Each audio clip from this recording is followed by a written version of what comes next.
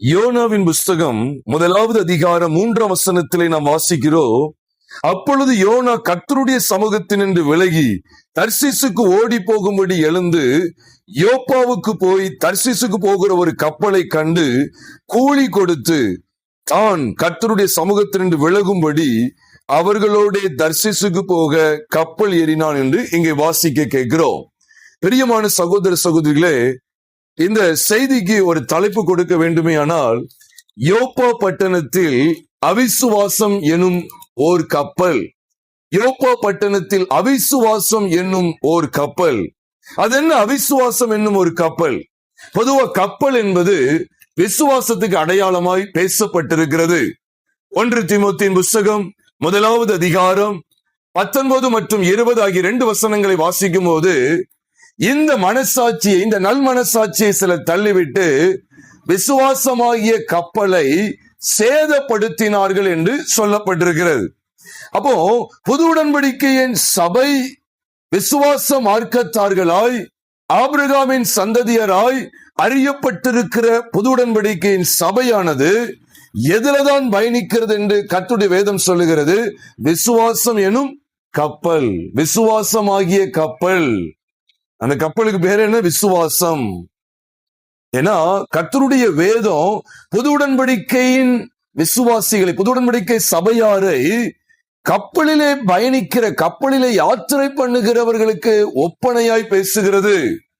அதனாலதான் இந்த நல் மனசாட்சியை சிலர் தள்ளிவிட்டு விசுவாசமாகிய கப்பலை என்ன செய்தாங்க? சேதப்படுத்தினார் என்று சொல்லுகிறார். அப்போ விசுவாசம், கப்பல் ஒரு விசுவாசத்துக்கு அடையாளம். நான் இங்க ஏன் கப்பல் அவிசுவாசத்துக்கு அடையாளமாய் சொல்லுகிறேன் என்று சொன்னால், இங்கே யோப்பா பட்டணத்தில் ஒரு கப்பல் இருந்தது. அந்த கப்பல் எதை நோக்கி பயணிக்கிறது என்று சொன்னால், சுய சித்தத்தின்படியான வாழ்க்கையை நோக்கி, மனசும் மாம்சமும் விரும்பினவைகளை செய்கிற வாழ்க்கையை நோக்கி, இந்த உலகத்தை சம்பூரணமாய் அல்லது சம்பிரமமாய் அனுபவிக்கிற ஒரு வாழ்க்கையை நோக்கி பயணிக்கிற ஒரு கப்பல். இந்த கப்பலை குறித்த சத்தியத்தை நாம் அறிய வேண்டும். இந்த கப்பலுடைய விசேஷம் என்ன அப்படின்னு கேட்டா, தேவனை விட்டு பிரிக்கிறது, தேவ சமூகத்தை விட்டு விலகி போகிற ஒரு விதமான அனுபவத்திற்கு இது ஒத்திருக்கிறது. ஏன் இந்த கப்பலை நான் அவிசுவாசம் என்று சொல்கிறேன் என்று சொன்னால், நன்றாக கவனியுங்கள். இயேசுவானவரிடத்தில் அக்காலத்தில் இருந்த பரிசேயர் வேதபாரகர்ல இவ்விதமான கேள்வி எழுப்பினார்கள் என்பதை நாம் நன்கு அறிவோம். மத்தேயு 12வது அதிகாரம் 38வது வசனத்திலிருந்து பார்க்கும்போது, எங்களுக்கு ஒரு அடையாளத்தை காண்பிக்க வேண்டும் என்று கேட்டுக்கொண்டார்கள். மத்தேயு 12வது அதிகாரம் 38வது வசனத்தை பார்க்கிறோம். வேதபாரகரிலும் பரிசேயரிலும் சிலர் அவரை நோக்கி, போதகரே, உம்மால் ஒரு அடையாளத்தை காண விரும்புகிறோம் என்றார்கள். அவர்களுக்கு ஒரு பிரதியுத்தரம் என்ன சொன்னா தெரியுமா? இந்த பொல்லாத, அந்த வார்த்தை ரொம்ப முக்கியம். இங்கதான் நீங்க கப்பல் யாத்திரையை பார்க்க போறீங்க. இந்த பொல்லாத விபச்சார சந்ததியார் எதை தேடுகிறார்கள்? அடையாளத்தை தேடுகிறார். எந்த சந்ததியார்? பொல்லாத விபச்சார சந்ததியார், பாவத்திலே கிடக்கிற சந்ததியார், தேவன் அருவருக்கிற கொடிய அருவருப்புகளுக்குள்ளே சிக்குண்டு கிடக்கிற சந்ததியார், அவிசுவாசம் என்கிற நிலைமைக்குள் கிடக்கிற சந்ததியார். பாருங்க, அடையாளத்தை தேடுறாங்களாம். ஆனாலும் யோனா தீர்க்கதரிசியின் அடையாளமே அன்றி வேற அடையாளம் இவர்களுக்கு என்ன செய்யப்படுவதில்லை, கொடுக்கப்படுவதில்லை. இப்ப யோனாவுக்கு என்ன அடையாளம்? 40ஆம் வசனத்துல சொல்றாரு, யோனா இரவும் பகலும் 3 நாள் ஒரு பெரிய மீனின் வயிற்றில் இருந்தது போல மனுஷகுமாரனும் இரவும் பகலும் 3 நாள் பூமியின் இருதயத்தில் இருப்பார். இதுதான் அந்த அடையாளம். பொல்லாத உபச்சார சந்ததியார் சீர்பட வேண்டுமேயானால், வேற சிம்பிளா சொல்லணுமா, அவிசுவாசத்தில் பயணிக்கிறவர்கள், அவிசுவாசத்தில் பயணிக்கிற அந்த கூட்டத்தார், பொல்லாத உபச்சார சந்ததியாராகிய அந்த கூட்டத்தார் விசுவாசத்தில் பயணிக்கும்படிக்கு எப்படிப்பட்ட அடையாளத்தை அனுபவிக்க வேண்டும்? அந்த அடையாளம் என்ன? யோனா இரவும் பகலும் 3 நாள் பெரிய மீன் வயிற்றில் இருந்தான்னு சொன்னோன்னு நீங்க உடனே இது மட்டும் நினைச்சிடக்கூடாது. இது எங்க வந்தாருன்னா, வானத்துல இருந்தா மீனுக்குள்ள குதிச்சாரு. திடீர்னு டக்குன்னு வீட்டுக்குள்ள இருந்தவரு திடீர்னு பார்த்தா முழிச்சு பார்த்தா மீன் வயிற்றுக்குள்ளே இருந்தாரு. இல்ல, அவருடைய பயணம் எல்லாம் எதை சார்ந்ததுன்னு சொன்னா அது உன்னிப்பா கவனிங்க. எனக்கு உண்மையில சொல்ல வரும்போது தேவனது உணர்த்தினார், அவ்வளவுதான். வேற எதுவும் பார்க்கல, உணர்த்தினார், அவ்வளவுதான். எதை குறித்து பேசணும் அப்படி நினைக்கும் போது எனக்கு இது உணர்த்தப்பட்ட, அவ்வளவுதான். யோப்பா, அப்படி இந்த தலைப்பு அப்படி உள்ள வருது எனக்குள்ள. யோப்பா பட்டணத்தில் இப்படியே ஒரு எண்ணம் வந்தது, அவ்வளவுதான். யோப்பா பட்டணத்தில் அவிசுவாசம் என்னும் ஓர் கப்பல். ஏன்னா இதுல பயணித்து கொண்டிருந்த இந்த யோனா உட்பட மற்ற ஜனங்களும் அவிசுவாசிகளாகத்தான் இருந்தார்கள். தேவ சமூகத்தை விட்டு விலகி போறான். தேவனை பற்றி கொள்ளவில்லை. விசுவாசத்தில் சீராய் நடந்த யோனா எனும் தீர்க்கதரிசி இப்பொழுது விசுவாச வாழ்க்கையிலே தடுமாற்றத்துக்குள்ளாகி அவிசுவாசம் என்கிற ஒரு கப்பலிலே பயணித்துக் கொண்டிருக்கிறார். இந்த கப்பல்ல தான் நம்மளும் பயணிச்சுட்டு வந்தோம். அதனாலதான் அங்க சொல்லப்பட்டிருக்கு, இந்த மனுஷனை அங்க மீனுடைய வயிற்றுக்குள்ள கொண்டு போயிட்டாரு. எங்க இருந்த மனுஷனை இப்படிதான் சொல்லணும், இந்த கப்பல்ல பயணித்து வந்த மனுஷனை மீனுடைய வயிற்றுக்குள்ள கொண்டு போயிட்டார். மீனுடைய வயிறு எதுக்கு அடையாளமா இருக்குதான் நம்ம அடிக்கடி கூட தியானிச்சிருக்கிறோம். கர்த்தராகிய இயேசு கிறிஸ்துவின் கல்லறைக்கு ஒப்பனை, மறக்கவே கூடாது. கிறிஸ்து பாடுபட்டு ரத்தம் சிந்தி மரித்து அடக்கம் பண்ணப்பட்டாரு. அந்த கல்லறைக்கு ஒப்பனையாக இருக்கக்கூடியதான் எது? மீனுடைய வயிறு. ரொம்ப சிம்பிளா சொல்லணும்னா, தண்ணிக்கு மேல அவிசுவாசம் என்கிற கப்பலிலே பயணித்து வந்த யோனாவை தண்ணிக்கு கீழே மீனுடைய வயிற்றுக்குள்ள பயணிக்க வைக்கிறாரு. இப்ப எங்க போனாலும் மீன் ஒரு இடத்துல நிக்காது. எப்படி? மீன் அப்படியே போய்கிட்டே இருக்கும், அங்கும் இங்குமா அலையும், அப்படித்தானே? அங்கும் இங்குமா அப்படியே போய்கிட்டே இருக்கும். தண்ணிக்கு மேல பயணித்தவன் இப்பொழுது தண்ணிக்கு கீழே பயணிக்கிறான். கப்பல்ல பயணித்தவன் இப்ப மீன் வயிற்றில பயணிக்கிறான். எவ்வளவு பெரிய வெளிச்சத்தை தேவன் தர்றார். இதான் விசுவாசம். நமக்கு கொடுக்கப்பட்ட விசுவாசம் என்ன? பைபிள் சொல்லுது, ஞானஸ்நானத்திலே அவரோடு கூட அடக்கம் பண்ணப்பட்டவர்களாகவும் அதிலே அவரை மரித்தோரிலிருந்து எழுப்பின தேவனுடைய செயலின் மேலுள்ள விசுவாசத்தினாலே அவரோடு கூட எழுந்தவர்களாகவும் இருக்கிறீர்கள் சொல்லி கொலோசியர் 2:12 வாசிக்கிறோமே, அதுதான் இது. அப்ப மீனுடைய வயிற்றுக்குள்ள இருந்து வெளிப்படுறது எதை பற்றிய விசுவாசம் தெரியுமா? கர்த்தராகிய இயேசு கிறிஸ்துவின் மரணத்தையும் அவருடைய உயிர்த்தெழுதலையும் பற்றிய விசுவாசம். முதல் கட்ட விசுவாசம் என்ன? அப்ப நீங்க கவனிச்சு பாருங்க, முதல் கட்ட விசுவாசம் என்ன? மீனுடைய வயிற்றுக்குள்ள இருக்கிற அதுதான் கிறிஸ்துவோடு கூட அடக்கம் பண்ணப்பட்டோம். ரோமர் 6:4 சொல்லப்பட்டிருக்கு, மேலும் கிறிஸ்து பிதாவின் மகிமையினாலே, அழகா போட்டிருக்கு, பிதாவின் மகிமையினாலே மரித்தோரிலிருந்து எழுப்பப்பட்டது போல நாமும் புதிதான ஜீவன் உள்ளவர்களாய் நடந்து கொள்ளும்படிக்கு அவருடைய மரணத்திற்குள்ளாக்கும் ஞான ஸ்நானத்தினாலே அவருடனே கூட அடக்கம் பண்ணப்பட்டோம் அப்படின்னு சொல்லப்பட்டிருக்கு. சரிங்க, மரணத்திற்குள்ளாக்கும் ஞானஸ்நானத்தினாலதான் அவருடனே கூட அடக்கம் பண்ணப்பட்டோம். அப்போ யோனா மீன் வயிற்றில பயணிப்பது என்பது கிறிஸ்துவின் மரணத்தை பற்றுகிற விசுவாசத்தை காண்பிக்கிறது. கிறிஸ்துவோடு கூட நீங்களும் நானும் நம்முடைய பழைய வாழ்க்கைக்கு அடக்கம் பண்ணப்பட்டு விட்டோம், பழைய மனுஷனை கிறிஸ்துவோடு கூட அடக்கம் செய்து விட்டோம் என்கிற விசுவாச வாழ்க்கையை குறிக்கிறது. எவ்வளவு ஒரு அருமையான வாழ்க்கை பார்த்தீங்களா? இந்த விசுவாசத்துல வந்துட்டா நம்ம மற்ற பெயர் கிறிஸ்தவர்களை போல இஷ்டத்துக்கு அலைய முடியாது, இஷ்டத்துக்கு பேச முடியாது, இஷ்டப்பட்ட காரியங்களை பார்க்க முடியாது, இஷ்டப்பட்ட காரியங்களை செய்ய முடியாது. என் இஷ்டம் போல் அல்ல, உம்முடைய இஷ்டம் என்கிற இடத்துக்கு வருவதுதான் மீனுடைய வயிற்றுக்குள்ளே பிரவேசிக்கிற ஒரு அனுபவம். நீ எழுத்தின்படி அப்படியே தியானிக்க கூடாது. கப்பலு அப்புறம் மீன் வயிறு அப்படியே தியானிக்க கூடாது. இப்ப நம்ம ஆண்டு ஏதாவது திமிங்கல வயிற்றுக்குள்ள கொண்டு போறேன்னு நினைச்சிடக்கூடாது. பிரியமானவர்களே, நீங்க நம்ம நினைக்கிறது இல்ல, ஒரு காரியமா சொல்லுகிறேன்.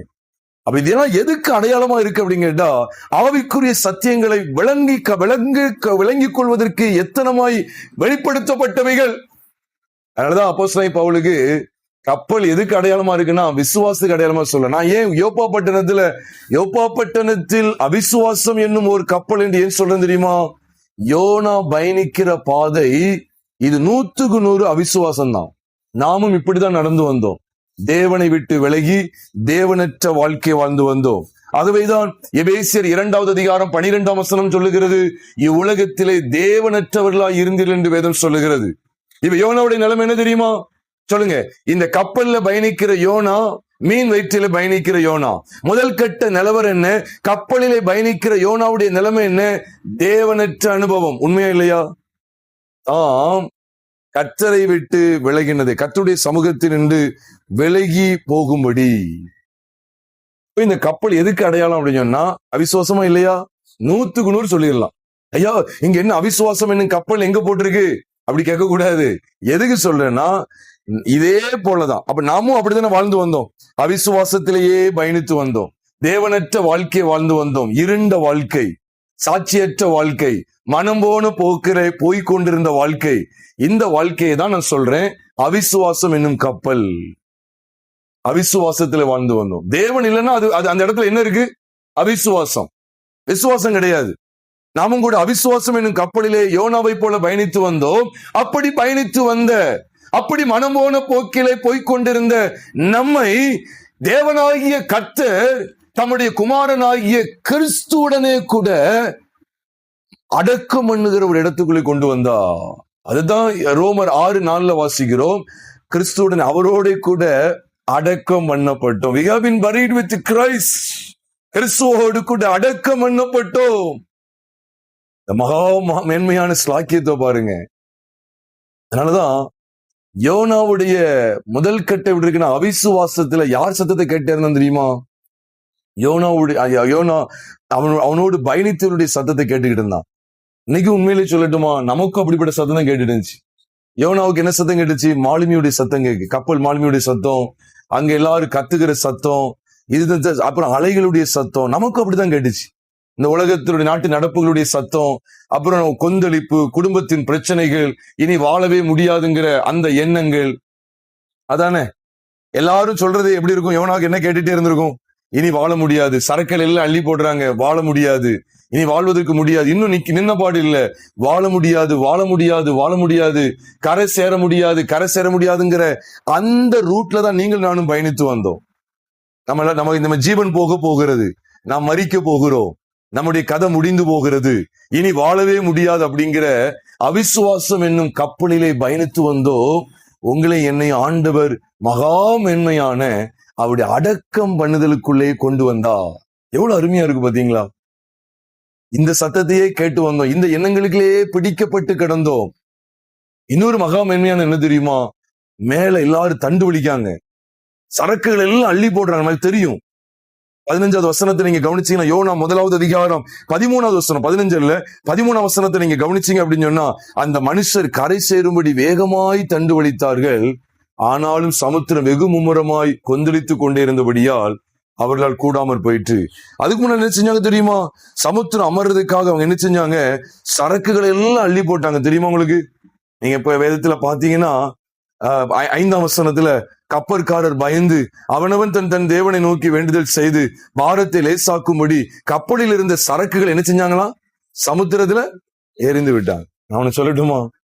சுய பிரயாசத்தினால ரட்சிப்பை காணவே முடியாதுங்கிறத ஆண்டவர் திட்டவட்டமா காண்பித்தார். கிருபையினாலே விசுவாசத்தை கொண்டு ரட்சிக்கப்பட்டீர்கள், இது உங்களால் உண்டானது அல்ல. இப்ப சரக்குகளை போட்ட உடனே நின்னுச்சுன்னு வச்சுக்கோங்களேன், அப்ப யாரால உண்டானது? இது மனுஷனால் உண்டானதுங்கிறது வெளிப்பட்டுரும். சரக்குகளை தள்ளி உள்ள போட்ட உடனே என்னுடைய சாமர்த்தியத்தினால நான் இங்க ரட்சிப்பை கண்டு விட்டேன், விடுதலையை பார்த்து விட்டேன், தப்பு வைக்கப்பட்டு விட்டேன். இல்லை இல்லை, சுயத்திலே பயணிக்கிற பாதை ஒரு நாளும் சுயக்கிரிகளினாலே தீர்வை காணாது. பாருங்க, இவங்க எதை செஞ்சு பார்க்காங்க. இது என்ன வெளிப்படுத்துறது தெரியுமா? ஆண்டவர் எப்ப மீன் வயிற்றுக்குள்ள இங்க உள்ள ஒருத்தன் போகாம, மீன் வயிறை நீங்க அறிந்து கொள்ளாம எது செஞ்சாலும் காரியம் நடக்காது, நீங்க தப்பு வைக்கப்படவே மாட்டீங்க. அப்போ எவ்வளவு நேர்த்தி ஆண்டு வச்சிருக்க கல்வாரி சிலுவையை தேவன் எவ்வளவு அழகா காண்பிக்கிறார் பாருங்க. அதனாலதான் பழைய ஏற்பாட்டுல வாசிக்கிறோம். பழைய ஏற்பாட்டுல யாத்திராம 20வது அதிகாரம் 25ஆம் வசனத்துல ஆண்டவர் சொல்றாரு, நீங்கள் எனக்கு கல்லுகளினாலே பலிபீடத்தை உண்டாக்க வேண்டுமானால் அதை இருப்பாயுதம், அதாவது அதை வந்து என்ன செய்யக்கூடாதுன்னா உளியிட்ட கல்லால என்ன செய்யக்கூடாது, கட்டக்கூடாது. அதை எப்படி சொல்வார் அப்படின்னு சொன்னா, அதுல உளி இட்ட உடனே அதை என்ன செய்வாய், அசுசிப்படுத்துவாய்ன்னு சொல்லி சொல்றாரு. உளி படவே கூடாது. ஏன்னா பலிபீடங்கிறது கர்த்தராகிய இயேசு கிறிஸ்துவின் சிலுவைக்கு ஒப்பனையாய் வெளிப்படுத்தப்பட்டது.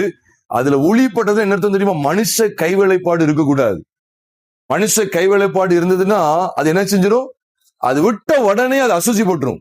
அதனாலதான் சிலுவை குறித்த விஷயத்துல தேவன் அவ்வளவு கவனம் உள்ளவராய் இருக்கிறார். அதனாலதான் பாருங்க, இவங்க என்ன வேலை செஞ்சாலும் நடக்காது. அதனாலதான் இருப்பாயுதம் படாத முழு கற்களால தான் கர்த்தருக்கு பலிபீடம் கட்டப்பட வேண்டுங்கிறத மோசே, கர்த்தருடைய தாசனாகிய மோசே அங்கே கட்டளை இடுகிறத உபாகமத்தின் புஸ்தகம் 27வது அதிகாரம் 5ஆம் வசனத்துல பாக்குறோம். அதே காரியத்தை தான் அங்க செய்கிறார். யாரு? யோசுவா பின்னாட்கள் செய்ற அதே கட்டளை விளங்கி கொண்டு அந்த கட்டளை எங்க நிறைவேற்றப்படுகிறது? யோசுவாவின் புஸ்தகம் 8வது அதிகாரம் 30வது வசனத்துல நிறைவேற்றப்படுகிறது. இருப்பாயுதம் படாத கற்களால தான் என்ன செய்யணும்? பலிபீடம் கட்டப்பட வேண்டும். அதுலதான் பலி செலுத்தப்பட வேண்டும். அப்போ யோனா மீன் வயிற்றுக்குள்ள போகணும், வேற வழியே கிடையாது. சுய பிரயத்தனங்கள் அத்தனையும் பூஜ்ஜியம். பாருங்க, சரக்குகள் எல்லாம் எரிஞ்சாங்களாம். உங்களுக்கு புரியுதா? இப்ப 2 விஷயத்துல படிங்க 2 விஷயத்த படிக்கணும் கட்டாயமா. இவங்களுடைய பிரயத்தனங்கள் எல்லாத்தையும் 2 விதங்கள்ல குறிப்பிட்டுலாம். என்ன அப்படின்னா, 2 காரியங்களுக்குள்ள உட்படுத்திடலாம். எப்படின்னா, ஒன்று, தங்களுக்குரியது எல்லாத்தையும் கொடுத்து பார்த்தாங்க, அங்க அமைதி இல்ல, விடுதலையும் கிடையாது. 2வது, தங்களையே கொடுத்து பார்த்தாங்க. எப்படி? தங்களுக்குரியதெல்லாம் என்ன? சரக்குகள். அவங்க வச்சிருந்த சரக்குகள் எல்லாம் விரயம் பண்ணி பார்க்காங்க. ரட்சிப்பு உண்டாச்சா? இல்லை. நீ நிறைய நினைக்காங்க, எனக்குள்ள எல்லாத்தையும் அன்னதானம் பண்ணிருந்தேன், அப்புறம் மிஷனரி ஊழியத்தை தாங்கிருந்தேன், அதனால ரட்சிக்கப்பட்டுருவேன், அப்புறம் நான் இந்த கிரியைகளை செஞ்சுட்டா நான் ரட்சிக்கப்பட்டுருவேன்னு சொல்லி தங்களுக்குரிய செலவழிச்சு பார்க்காங்க. ரட்சிப்பு வராது. 2வது என்ன செஞ்சாங்க? தண்டு வலிக்காங்க. இது எதை குறிக்க தெரியுமா? தங்களையே கிரயமா கொடுக்குறாங்க. தண்டு வலிக்குன்னா எது போகும் சொல்லுங்க? தண்டு வலிக்கும் போது எது போகும்? வேகமா தண்டு வலிக்குன்னா எது போகும்? எது விரயமாகும்? சொந்த பலன், முழு பலன் என்ன செய்யும்? விரயமாகும். அப்ப முதல்ல தங்களுக்குரியவைகள் எல்லாம் கொடுத்து பார்த்தாங்க. சரக்குகள் எல்லாத்தையும் தூக்கி போட்டாச்சு. அதை இழந்து பார்த்தாங்க. ரட்சிப்பை பெற முடியல, ரட்சிப்பை காண முடியாது, அங்க அமைதல் உண்டாகாது. அப்புறம் தன்னையே வருத்திக்கிறாங்க. எப்படி? தன் பலத்தை அதிகமா கொடுத்து பார்க்காங்க. அப்ப தனக்குண்டானவைகளையும் கொடுத்து பார்க்காங்க, தன் சொந்த பலத்தையும் கொடுத்து பார்க்காங்க. அங்க ரட்சிப்புக்கு எதுவான காரியம் நடக்கதா? இல்லை. எப்ப அப்படின்னா, மீன் வயிறு தான் தீர்வு அப்படிங்கறத தேவன் காண்பிக்கிறான். அப்படி அர்த்தம் என்ன? இந்த பொல்லாத விபச்சார சந்ததியார் எதை தேடுறாங்க? அடையாளம் தேடுகிறார்கள். எந்த அடையாளமே இந்த சந்ததி கொடுக்கப்படுதான்? யோனா தீர்க்கதரிசியின் அடையாளமே அன்றி வேற அடையாளம் இந்த சந்ததிக்கு என்ன செய்யப்படுதில்லை, கொடுக்கப்படுவதில்லைன்னு சொல்லிட்டார். கொடுக்கப்படுவதில்லை அப்படின்னா வேற எந்த அடையாளத்தையும் என்ன செய்ய மாட்டாரு? கொடுக்க மாட்டார். அப்ப இந்த ஒரே அடையாளம் என்ன? யோனா இரவும் பகலும் 3 நாள் ஒரு பெரிய மீனின் வயிற்றில் இருந்தது போல. பாருங்களேன், யோப்பா பட்டணத்துல இவன் கூலி கொடுத்து ஒரு கப்பலை கண்டு ஏறி போனா பாத்தீங்கன்னா, சுயசித்தம் செய்கிறது. நாமும் இந்த உலகத்திலே தேவனற்றவர்களாய் வாழ்ந்து வந்து நமக்கு கிடைக்க பெற்ற மகா மேன்மையான ஸ்லாக்கியத்தை தான் உங்களோடு நான் பகிர்ந்து கொள்ளுகிறேன். ஸ்லாக்கியம் எப்படி உண்டாயிடுச்சு பாத்தீங்களா? எப்படி உண்டாயிற்று யோசிச்சு பாருங்க. இந்த சுயசித்தத்தின் போரை நல்ல கவனிங்க. சுயசித்தத்தின் கொந்தளிப்பை, சுயசித்தத்தினால் வருகிற கொந்தளிப்பையும், சுயசித்தத்தினால் வரக்கூடிய கான்சிக்வன்சஸ் சொல்லுவாங்களே, அந்த கான்சிக்வன்சஸ்னா அதனால் ஏற்படக்கூடிய விளைவுகள், சுயசித்தம் கொண்ட வாழ்க்கையினால் ஏற்படக்கூடிய விளைவுகள், சுயசித்தத்தினாலே ஆதாமின் மூலமாய் ஆதாமின் சாயலிலே வெளிப்படக்கூடிய பின் விளைவுகளை எந்த சுய கிரியைகளினாலும் எந்த மனுஷனும் அதை அமர்த்தி போடவே முடியாது. தேவன் திட்டவட்டமா காண்பிக்கிறார். எங்க மட்டும்தான் சாத்தியம் தெரியுமா? கிறிஸ்துவோடு கூட மரித்தேன், கிறிஸ்துடனே கூட அடக்கம் பண்ணப்பட்டேன். பைபிள் இருக்கு, கிறிஸ்துவோடு கூட அடக்கம் பண்ணப்பட்டோன்னு இருக்கா இல்லையா? இருக்கு. அந்த இடத்துக்கு வருவதை தவிர நீங்க எவ்வளவு தண்டு வலிச்சாலும் சரிதான், எவ்வளவு சரக்குகளை அள்ளி குவிச்சாலும் சரிதான். நீங்க பாருங்க, நிறைய வாரி இறக்கியாங்க. நான் சர்ச்சைக்கு இந்த மின் அலங்கார விளக்க வாங்கி வச்சுட்டேன், அப்புறம் கொயர் பெஞ்சு வாங்கி வச்சுட்டேன், அப்புறம் எனக்கு மைக் செட்டு புதுசா வாங்கி கொடுத்துட்டேன், அப்புறம் ஆம்பிளிஃபையர் புதுசா வாங்கி வச்சுட்டேன் அப்படின்னு உட்கார்ந்துருக்க வேண்டியதுதான். நீ என்னைக்கு இந்த மீன் வயிற்றுக்குள் வருகிற வெளிப்பாட்டை பெறுகிறாயோ, என்னைக்கு கிறிஸ்துவோடு கூட நான் அடக்கம் பண்ணப்பட்டு விட்டேன், என்னுடைய ஒட்டுமொத்த பாவத்தன்மை கொண்ட பழைய மனுஷன் கிறிஸ்துவோடு கூட சிலுவையிலே மாண்டு அவரோடு கூட அடக்கம் பண்ணப்பட்டு விட்டான்.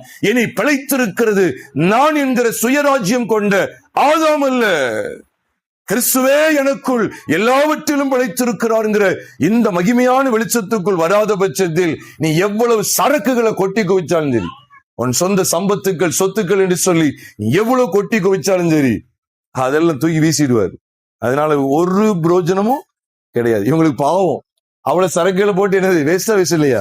வேஸ்ட். அவங்க நினைச்சுக்கிட்டாங்க சரக்குகளை போட்டா தப்பிச்சலாம் நினைச்சிருக்காங்க. இதெல்லாம் அவங்களுடைய ஐதீகம். நிறைய பேர் இப்படிப்பட்ட ஐதீகத்துல இருக்காங்க. ஏழை எளிய ஜனங்களுக்கு உதவி செஞ்சுட்டா பரலோகத்துக்கு போயிடலாம் அப்படின்னு நினைக்காங்க. கதையே நடக்காது. புதிய சாயலை எங்கதான் தரிப்பிக்க முடியும்? யோனா கடந்து வந்த அந்த பாதை ரெண்டு விதமா சொல்ல முடியும் பிரியமானவர்களே. இக்காலத்துக்குரிய இம்மைக்கான சாயலிலும் எடுக்க முடியும், மறுமைக்கான சாயலும் எடுக்க முடியும். ஏன்னா யோனா மீன் வயிற்றுக்குள்ள போயிட்டு வெளியே வந்த சங்கதியானது கிறிஸ்துவோடு கூட அடக்கம் பண்ணப்பட்டு அவரோடு கூட எழுந்தோம் என்கிற சாயலை குறிக்கலையா? உயிர்த்தெழுதல் சாயலை குறிக்கி. அதுக்குதான் ஆண்டவர் இந்த அடையாளத்தை பரிசேயர் மற்றும் வேத பாரகடத்துல திட்டவட்டமாய் காண்பித்துக் கொடுத்தார். பொல்லாத உபச்சார சந்ததியார் சீர்படுவதற்கு இந்த அடையாளம் மாத்திரமே. இது அதற்கு மட்டும் கிடையாது. இந்த உலகத்துல ஜீவிக்கிறது மட்டும் இல்ல, இந்த உலகத்தின் முடிவுலையும் என்னதான் நடக்க போகுது? மரித்தோர் எல்லாரும் உயிர்த்தெழ போறாங்க. நம்மளும் கலரில் இருக்க போறோம். அந்த கலரை எதுக்கு அடையாளம்? சத்தமா சொல்லுங்க. முதல்ல சொன்னாப்லையே மீனுடைய வயிறு எழுத்தின்படி என்ன செய்ய போறோம்? மீன் வயிற்றுக்குள்ள போய் உட்கார போறோம் கல்லறையில. என்ன கிறிஸ்துவோடு கூட மரிக்கிறது தானே. பைபிள் என்ன சொல்லுது? 1 தெசலோனிக்கர் 4:14 என்ன சொல்லுது? இயேசுவானவர் மரித்து பின்பு எழுந்திருந்தார் என்று விசுவாசிக்கிறோமே, அப்படியே இயேசுவுக்குள் நித்திரை அடைந்தவர்களையும் தேவன் அவரோட கூட கொண்டு வருவார். இது மரித்தோர் உயிர்த்தெழுதலை பத்தி பேசுறாரு. அவரோட கூட கொண்டு வருவார். அவர் உயிர்த்தெழுந்தாச்சு உண்மைதான். ஆனா அவர் உயிர்த்தெழுதல் அவர் வெளிப்படுவார். அப்படி நம்ம எடுத்துக்கொள்ளப்படுவோம். அந்த சாயலுக்கு ஒப்பாக அப்படியே எழும்புவோம். எதை வச்சுதான் இது? கிறிஸ்துவின் அடக்கம், அவருடைய உயிர்த்தெழுதலை வச்சுதான் நம்முடைய அடக்கமும் உயிர்த்தெழுதல் இருக்கு. கிறிஸ்துவுக்குள்ள மரிச்சவங்க எல்லாரும் அவரோடு கூட எடுத்துக்கொள்ளப்படுவாங்க. அவரோடு கூட ஆகாயத்துல காணப்படுவார்கள். அப்போ அந்த யோனா மீன் வயிற்றுக்குள்ள இருந்தது நமக்கு ரெண்டு விதமான படிப்பினை காண்பி. ஒண்ணு, இக்காலத்தில் நம்ம அனுபவிக்க வேண்டிய கிறிஸ்துவின் மகிமையான சாயல், உயிர்த்தெழுதலின் சாயல் ஒரு பகுதி. இன்னொரு பகுதி இருக்கு. முடிவில நம்ம எல்லாரும் நினைச்சோம் நம்முடைய கலர் எல்லாம் திறக்கப்படும். அப்படிதானே? நம்ம நினைச்சோம் ஆகாயத்தை எடுத்துக்கொள்ளப்படுமோ பட மாட்டோமா? எடுத்துக்கொள்வோம். அதுக்கும் இது திருஷ்டாந்தமா இல்லையா? அதுக்கும் இது திருஷ்டாந்தம் தான். கிறிஸ்து ரெண்டுக்குமே திருஷ்டாந்தம். ஒன்று எதுக்கு? இக்காலத்துல நம்முடைய பழைய சாயல் கலைந்து போடப்பட்டு புதிய சாயலாய் கிறிஸ்துவின் உயிர்த்தெழுதலின் சாயலை அடைந்து கொள்வதற்கும் கிறிஸ்து இங்கே நியமிக்கப்பட்டிருக்கிறார். இதுக்கு மட்டும் இல்ல, இந்த உலகத்துல இந்த சாயல் அனுபவிக்கிறதுக்கு மட்டும் இல்ல, இந்த உலக வாழ்க்கையை முடிச்சும் அந்த உயிர்த்தெழுதலின் சாயல் என்ன செய்வோம்? பங்குள்ளவர்களாய் இருப்போம் என்பதை இது திட்டவட்டமாய் தீர்மானிக்கிறது. ஆகவேதான் இந்த பயணத்தை குறித்த கரிசு நமக்கு தேவை. இந்த பயணத்தை குறித்த சத்தியம் நமக்கு தேவை. யோப்பா பட்டணத்தில் அவிசுவாசம் என்னும் ஒரு கப்பல். இந்த கப்பல் எங்க போய் சேரும் தெரியுமா? தேவனற்ற நிலைமையில முடிவடைய போகிறது. தேவன் குறிக்காத, தேவன் விரும்பாத, தேவனுடைய வார்த்தைக்கு எதிரடையான ஒரு துறைமுகத்தை போய் சேர போகிறது. அங்கதான் நம்ம போகணுமா? நம்மளும் அப்படிதான் போய்கிட்டு இருந்தோம். எங்க போகணும்? தேவன் விரும்பாத ஒரு துறைமுகத்தை நோக்கி ஓடிக்கிட்டு இருந்தோம். உண்மையா இல்லையா? அந்த துறைமுகத்துக்கு பேர் என்ன பேரு? சத்தமா சொல்லிக்கலாம் பாப்போம். இல்ல அந்த துறைமுகம் யோப்பாவுல கப்பல் ஏறிட்டோம். இல்ல, நீங்க தரிசனம் சொல்லக்கூடாத. நீங்க தரிசனம் சொன்னா நீங்க எழுத்தின்படியான படிப்பனே தான் உங்களுக்கு இருக்கு. நித்திய மரணம். நம்ம அவிசுவாசமாகி கப்பல் எங்கதான் போய்கிட்டு இருந்துச்சு? சொல்லுங்க. இந்த மீன் வயிற்றை கண்டுபிடிக்கிறதுக்கு முன்பு வரைக்கும் எங்கதான் போய்கிட்டு இருந்தது? ஆதாளம் என்கிற நித்திய ஆக்கினை, நித்திய மரணம். நீங்க தரிசனம் சொல்லக்கூடாது. சொன்னா நீங்க இதை படிச்சு சொல்றீங்க அர்த்தம். எழுத்து கொள்ளுகிறது, ஆவியை உயிர்ப்பிக்கிறது. தரிசனம் சொல்லக்கூடாது.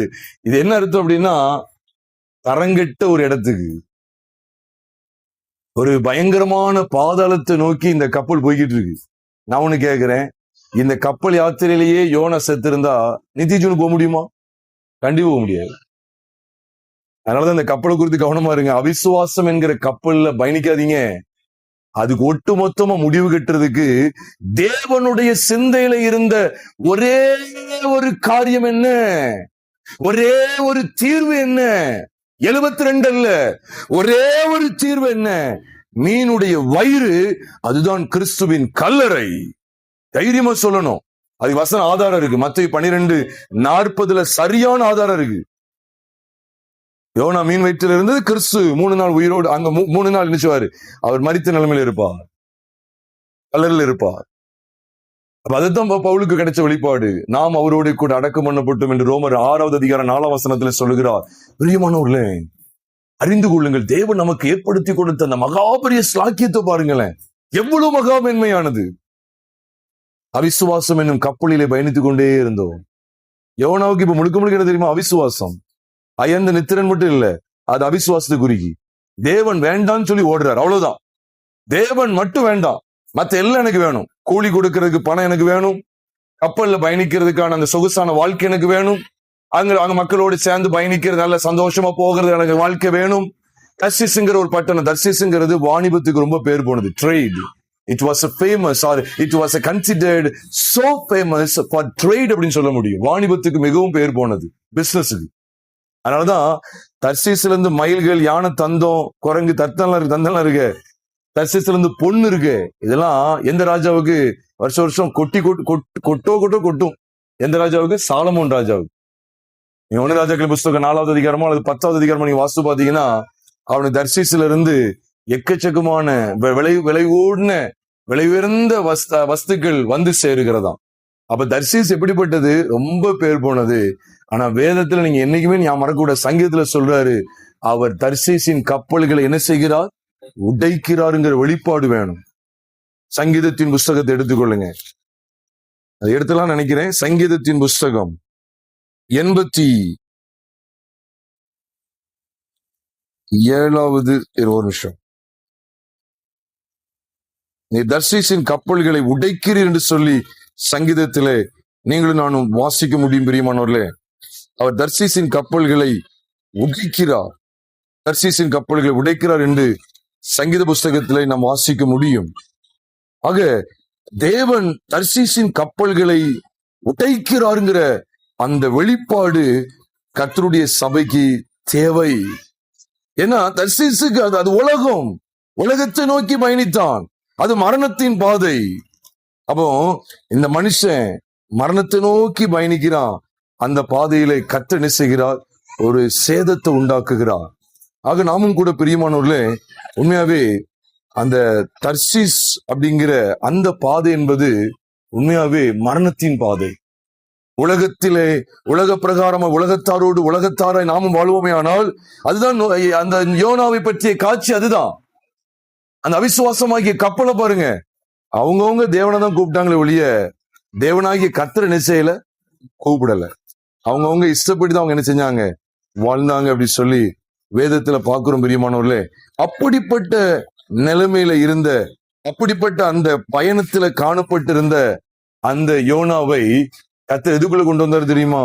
இந்த மீனுடைய வயிற்றுக்குள்ள கொண்டு வந்தார். நம்மையும் கூட அப்படிதான் செய்தார். அவிசுவாசத்திலே பயணித்துக் கொண்டிருந்த, அவிசுவாசமாகிய கப்பலிலே பயணித்துக் கொண்டு வந்த நம்மையும் ஆண்டவர் எங்க கொண்டு வந்தார் தெரியுமா? மீன் வயிறு என்று சொல்லப்படுகிற அவருடைய கல்வாரிக்கு, அவருடைய அடக்கம் பண்ணுதலுக்கு கொண்டு வந்து நம்முடைய ஒட்டுமொத்த பழைய மனுஷனையுமே அங்கே அடக்கம் செய்து விட்டார்.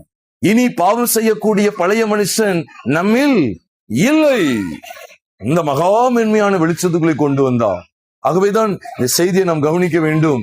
யோப்பா பட்டணத்தில் அவிசுவாசம் என்னும் ஓர் கப்பல். இந்த கப்பல் பயணம் முடிவு எங்க போகுது தெரியுமா? தர்சீசை நோக்கி பயணிக்கிறது. இது எந்த பாதை தெரியுமா? இது தேவனுடைய பாதையா, சுயபாதையா? சத்தமா சொல்லுங்க. சுயபாதை. சுயபாதை உண்மையாகவே மரணத்துல கொண்டு போய் விடும். அதனாலதான் நம்ம அங்க நீதிமொழிகள் 14வது அதிகாரம் 12ஆம் வசனத்தை வாசிப்போமே. ஆனால் நீதிமொழிகள் 14:12 சொல்லுகிறது, மனுஷனுக்கு செம்மையாய் தோன்றுகிற வழியும் உண்டு, சிங்குலர் வழியும் உண்டு, அதன் முடிவோ மரண வழிகள் அப்படின்னு சொல்லி ப்ளூரல்ல முடியும். மனுஷனுக்கு செம்மையாய் தோன்றுகிற வழி உண்டு, அதன் முடிவோ மரண வழிகள் சொல்லி நீதிமொழிகள் 14:12 வாசிக்கிறோம். பிரியமானவர்களே, அப்போ மனுஷனுக்கு செம்மையாய் தோன்றுது. இப்ப யோனாவுக்கு செம்மையாய் தோன்றுற வழி எது? சத்தமா சொல்லுங்க. எந்த வழி? தர்சீஸ். யோனாவுக்கு செம்மையாய் தோன்றுகிற வழி என்ன? தர்சீஸ். தேவன் எனக்கு வேண்டாம், தேவனை தள்ளியாச்சு, நீ மற்ற உலக மனுஷரோட சேர்ந்தாச்சு, அவங்களோட ஐக்கியப்பட்டு அங்கே கப்பலுக்கு கூலி, அது கப்பலுக்கு அதுக்கு கூலி கொடுத்து பயணிக்கிறாங்க. உண்மையிலே சொல்லுவேன், நாமும் கூட என்ன செஞ்சோம் தெரியுமா? பாவத்துக்கு எவ்வளவு விலைக்கரையும் செலுத்தணும். சொல்லுங்க, பாவத்துக்கு எவ்வளவு விலைக்கரையும் செலுத்தணும். எத்தனையோ விதமான பாவங்கள்.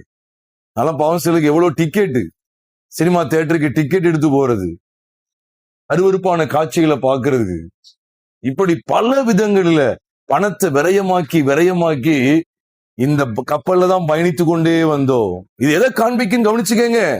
தேவனை விட்டு விலகி போன இந்த யோனாவை தேவன் எதற்கு அடையாளப்படுத்துகிறார் என்றால், காசு கொடுத்து, கூலி கொடுத்து பாவம் செய்யறதுக்கு. தேவனை விட்டு விலகிறதுக்கு எது கொடுக்கறாங்க? காசு. நம்மளும் எவ்வளவு காசு விரயமாக்கியாச்சு. சிலர் பாருங்க, சூதாட்டம். இந்த அவிசுவாசங்கிற கப்பல்ல பயணிச்சு சூதாட்டம், அதுக்கு காசு செலவழிக்கிறது, அதுல ஒரு சந்தோஷத்தை பார்க்கணும். தண்ணி அடிக்குச்சு. இப்படி பல காரியங்கள்ல அவிசுவாசம் என்கிற கப்பலுக்காக, அந்த கப்பல்ல பயணிப்பதற்கு நம்ம எவ்வளவு காசை செலவழிச்சோம். யோனா காசை செலவழிச்சாரு, தன் நேரத்தை செலவழிச்சாரு. நேரம் செலவழிக்கப்படுதா இல்லையா?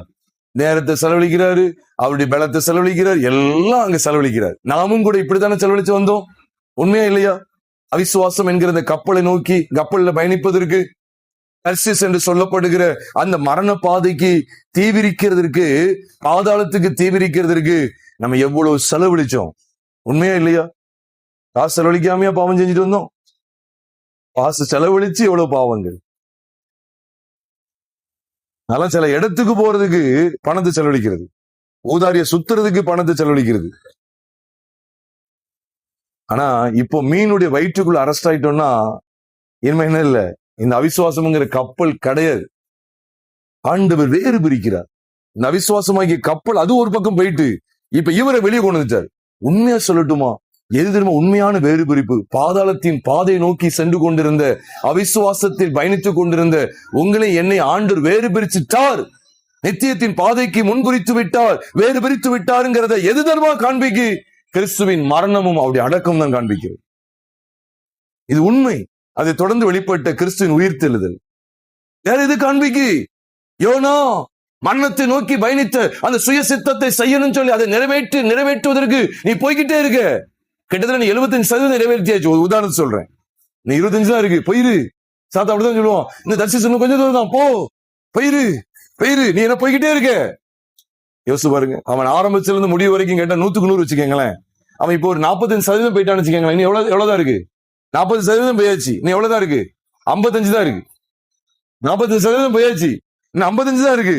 தேவன் குறுக்கிடுறாரு. நம்முடைய வாழ்க்கையில தேவன் குறுக்கிட்டா எங்க கொண்டு வந்தார் தெரியுமா? கிறிஸ்துவின் கல்வாரிக்கு கொண்டு வந்தா.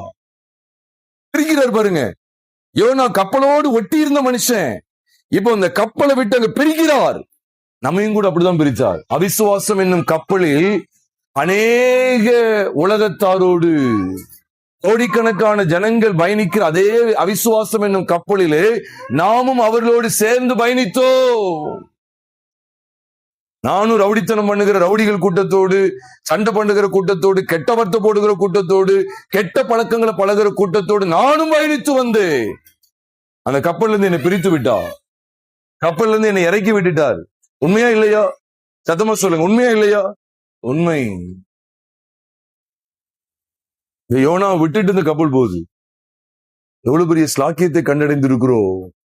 ஆனா இன்னைக்கு பாருங்க, இது கூட தெரியாம இன்னைக்கு அநேக பேர் கிறிஸ்தவங்க ஏதோ கத்து காப்பாத்திட்டார் அப்படின்னு சும்மா சொல்லிக்கிறாங்க. கிறிஸ்துவின் கல்வாரி, அவருடைய மரணம், அவருடைய அடக்கத்தை பற்றி விசுவாசம் இல்லாவிட்டால் அவன் உண்மையாவே அந்த அவிசுவாசங்கிற கப்பலை தரிசிச்சு நோக்கி தான் போய்கிட்டு இருக்கான். அது மரணத்தின் பாதை. இன்னும் கொஞ்சம் விட்டு அவ்வளவுதான், இவன் அங்க போய் சாக வேண்டியதுதான். சுய சித்தத்திலே சாக வேண்டியதுதான். நம்மளையும் ஆண்டு சுய வழியிலேயே விட்டு இருந்தா நம்ம செத்து நித்திய ஆக்கினி அடைந்திருப்போம். ஆனா தேவன் குறுக்கிட்டா. இதுதான் அவர் கிருபை உள்ளவர்ங்கிறத நீங்களும் நானும் படிக்க வேண்டும். பிரியமானவர்களே, அவர் கிருபை உள்ளவர், அவர் மகா இரக்கம் உள்ளவர். உங்களுக்கும் எனக்கும் அவர் பாராட்டின கிருபை எவ்வளவு பெரியது. இதுதான் சங்கீதக்காரன் சொன்னார். சங்கீதம் 86வது சங்கீதம் 13ஆம் வசனத்துல, நீர் எனக்கு பாராட்டின உமது கிருபை பெரியது, என் ஆத்துமாவை தாழ்ந்த பாதாளத்திற்கு தப்புவித்தீர் அப்படின்னு சொல்றார். அந்த வசனம் மீண்டும் சொல்றேன். நீர் எனக்கு பாராட்டின உமது கிருபை பெரியது, தாழ்ந்த பாதாளத்திற்கு என் ஆத்துமாவை தப்புவித்தீர். சங்கீதம் 86:13 சொல்லுது. எவ்வளவு அந்த கிருபை எவ்வளவு பெரியது. எவன நினைச்சிருப்பாரு, நானும் உலகத்தாரோடு பயணிச்சேன். நம்மளும் இந்த எப்படி நல்ல கவனிங்க, யோனா எப்படி அந்த உலகத்தாரோடு பயணித்தார், அதே போல நாமும் அவிசுவாசம் என்கிற கப்பல்ல பயணிச்சோமா இல்லையா? பயணித்து வந்தோம். நான் மீண்டும் அழுத்தம் கொடுக்குறேன், மீண்டும் ஞாபகப்படுத்துறேன். கப்பலை ஏன் விசுவாச அடையாளமா சொல்லனா, பைபிள் அப்படிதான் சொல்லுது. அப்போ அவிசுவாசங்கிற கப்பல்ல பயணித்து வந்த நம்மள விசுவாசங்கிற கப்பல் என்ன செஞ்சிருக்கிறாரு? பயணிக்க வச்சிருக்கிறாரு. இதான் மகா மேன்மையான அனுபவம். மகா மேன்மையான அனுபவம். அவங்க கூட தேவ பிள்ளைகளாகி நாம் இந்த நாள்ல சிந்திக்க அழைக்கப்பட்டிருக்கிறோம். நம்முடைய வாழ்க்கை எப்படிப்பட்டது? நாம் எங்கே இருக்கிறோம்? நாம் என்ன செய்ய அழைக்கப்பட்டிருக்கிறோம்? யோசித்து பாருங்க. நம்முடைய பயணம் இப்ப எதை பற்றி இது இருக்கிறது? இங்க அநேகருடைய பாதை தர்சீஸ் என்னும் மரணத்தின் பாதையை தெரிந்து கொண்டு அதை நோக்கியே பயணிக்கிறார்கள்.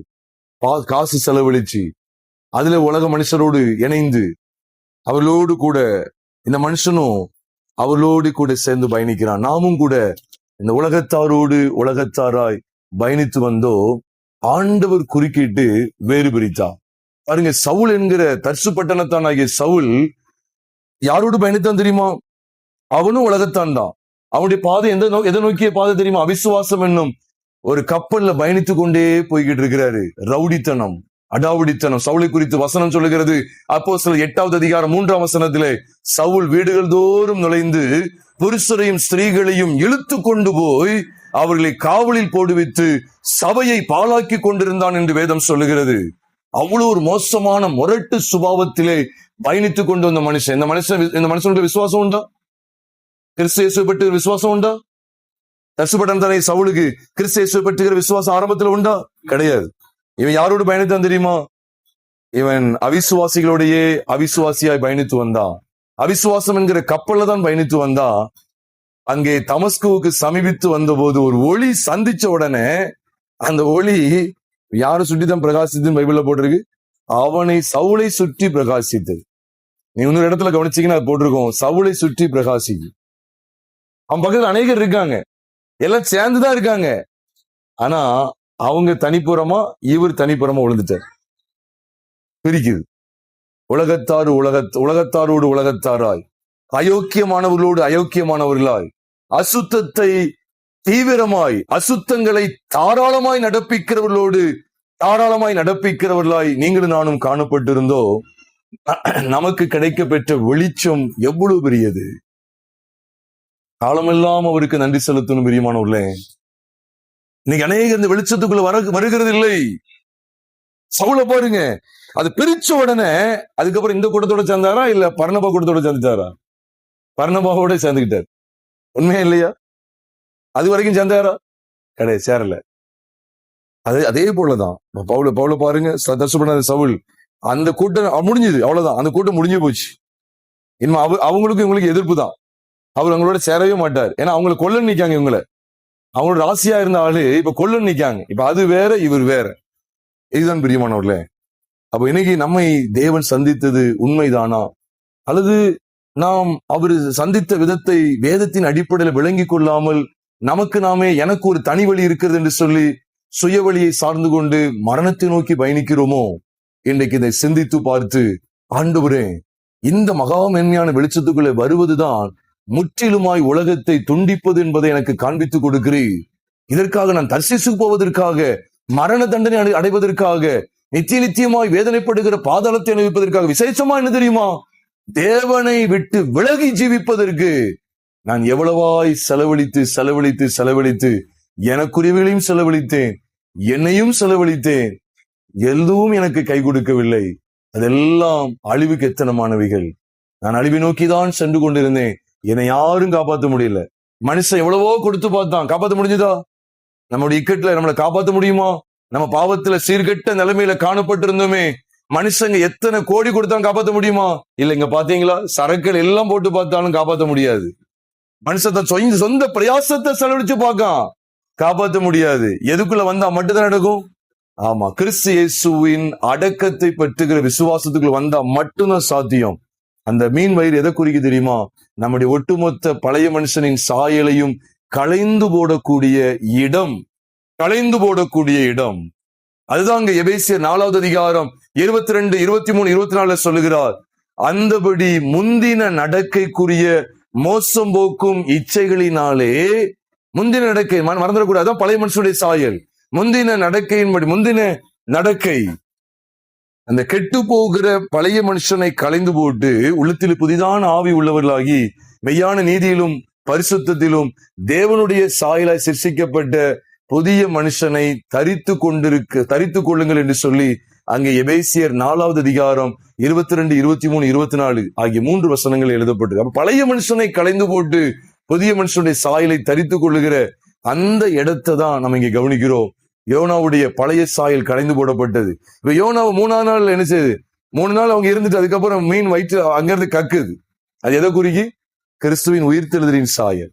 கல்லறையிலிருந்து அவன் வெளிப்படுறான், மீன் வயிற்றிலிருந்து வெளிப்படுறான், கிறிஸ்துவும் கல்லறையிலிருந்து வெளிப்படுகிறார், அவர் உயிர்த்தெழுந்தார். இந்த சாயலை பார்க்கும்போது எந்த முரட்டாட்டமும் கிடையாது. தேவனை மட்டுமே பற்றி கொண்டு அவன் அப்படியே நினைவுக்கு போயிட்டான்.